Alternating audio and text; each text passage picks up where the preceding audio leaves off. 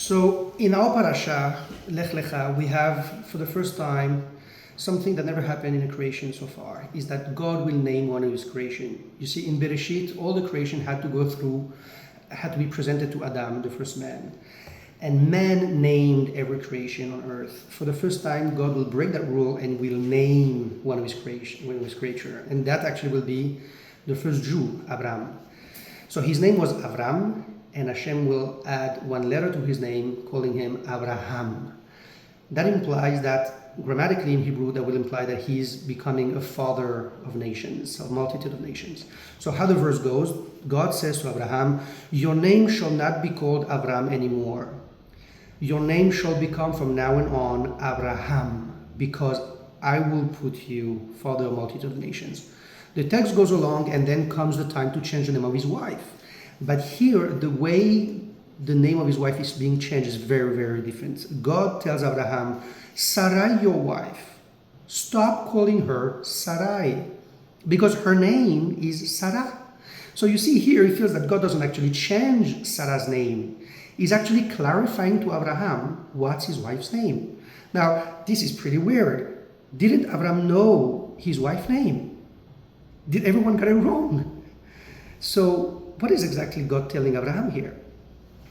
And I think maybe what he's telling him is, you see, in Hebrew, Sar means a prince, someone that shines, someone great.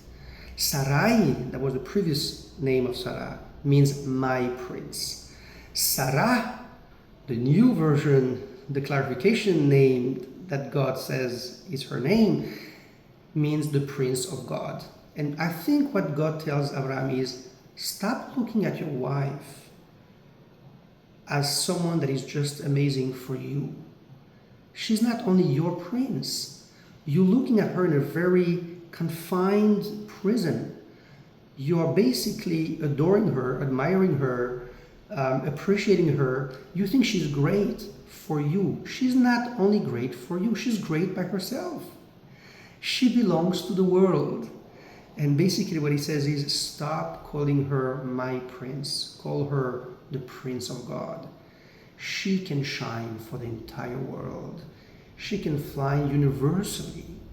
Let her fly. Let her take her wings. And what is fascinating is that this is probably the first relationship tip that God gives to humanity. And essentially what he says is telling man, stop looking at your wife through your prism. It's not all about you. Your wife is amazing, regardless of you. Not only for you, just for everyone, for the world. Let her fly. Shabbat Shalom.